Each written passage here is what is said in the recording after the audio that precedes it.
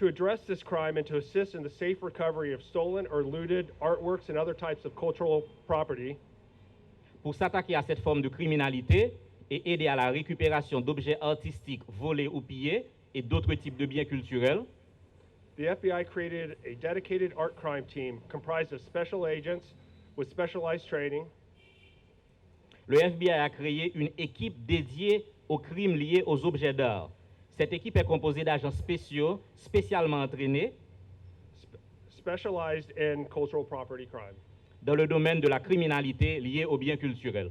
As part of the FBI's overall art theft program, l'équipe des crimes liés aux objets d'art fait partie du programme global de crimes liés à l'art. The art crime team leads and coordinates FBI cultural property investigations across the U.S. and worldwide. Et cette équipe coordonne les investigations du FBI relatives aux biens culturels aux États-Unis et dans le monde. It is, in fact, the work of the art crime team that brings us here today. En réalité, c'est grâce au travail de cette équipe que nous sommes ici aujourd'hui. In late 2013, the FBI received information that a local collector in rural Indiana, à la fin de l'année 2013, le FBI a reçu des informations selon lesquelles un collectionneur vivant dans l'Indiana rural had amassed an extraordinarily large collection of cultural objects avait amassé une immense collection d'objets culturels from within the United States and abroad, much of which was alleged to have been stolen or looted. Tant aux États-Unis qu'à l'étranger, la plupart des pièces de cette collection avaient été soit volées, soit pillées. Over the course of the next 6 months, the art crime team investigated the claims and determined that this individual had indeed built an enormous collection. Au cours des 6 mois suivants, l'équipe des crimes liés aux objets d'art a investigué les plaintes et déterminé que cette personne avait accumulé une collection immense. Cet objet devient un marqueur social, non seulement de par son utilisation passée, son mode de consommation, mais aussi dans la construction identitaire et dans celle des valeurs d'un peuple. Dans le cas d'Haïti, qui vit une identité discontinuée, de par le déroulement même de son histoire faite de lutte, de douleur, de victoire, de défaite, de voyage, de déchirement, mais aussi de partage et d'apprentissage de peuple à peuple. Histoire qui remonte bien au-delà de 1492 et va en deçà des rivages d'un seul continent. Dans le cas d'Haïti, dis-je, chaque pièce pouvant participer de la finalisation de notre puzzle historique, mais un pas vers la connaissance et l'acceptation de l'homme haïtien par lui-même. Et dans le contexte mouvementé qui est encore le nôtre lorsque nous osons parler à un jeune d'union, de dialogue, nous nous devons lui permettre de pouvoir librement connaître, palper et apprécier la richesse de son héritage, sa richesse, de manière à développer son sentiment d'appartenance à un passé multiple, montrer de manière encore plus éclatante sa créativité et bâtir l'espoir d'un lendemain meilleur. Les musées occupent une position idéale pour aborder et participer au développement durable des individus et des communautés et de contribuer au bien-être des sociétés. Ils ont par définition des lieux de démocratisation inclusifs et polyphoniques, dédiés au dialogue critique sur les passés et les futurs pour reconnaître et les aborder les conflits et les défis du présent.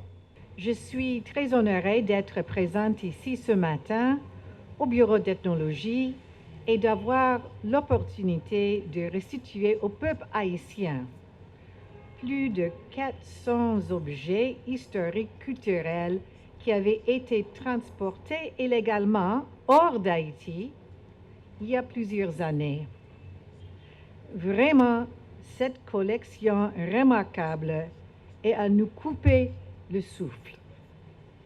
J'aimerais commencer en remerciant ceux qui ont travaillé pour faire de ce jour une réalité.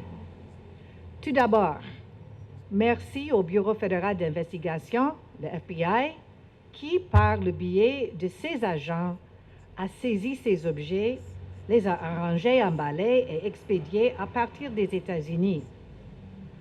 Monsieur Mike Nordwall, Acting Deputy Assistant Director, l'agent spécial du FBI, M. Tim Carpenter, qui fait partie de l'équipe des crimes liés aux objets d'art, sont ici avec nous aujourd'hui. Cette équipe a dirigé les opérations visant à récupérer et à restituer ces objets historiques et précieux à Haïti. L'éminent érudit de la Smithsonian, Dr. Richard Curran, est aussi parmi nous aujourd'hui avec M. Dale Prince du département d'État. Dr. Curran a joué un rôle très important dans l'établissement des partenariats avec des institutions haïtiennes dans le but d'identifier des solutions créatives pour préserver la richesse culturelle d'Haïti. Et grand merci à M.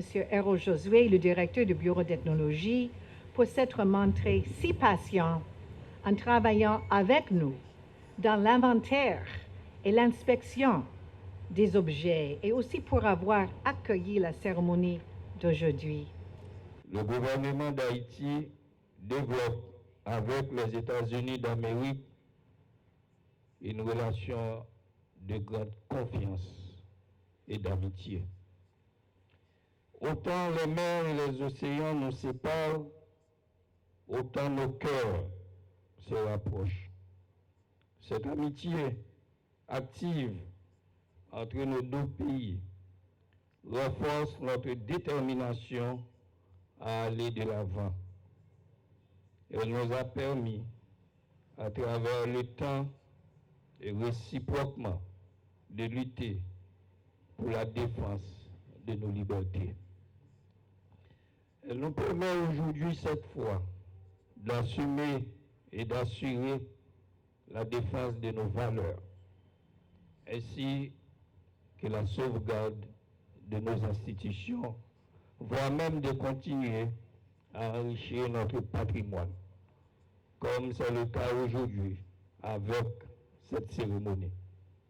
Il s'agit, dans le cadre d'une diplomatie culturelle dynamique, concrète et sans grand discours, d'entrer en possession de plus de 470 artefacts taïnos anciens découverts lors d'une enquête menée par la division d'investigation du FBI.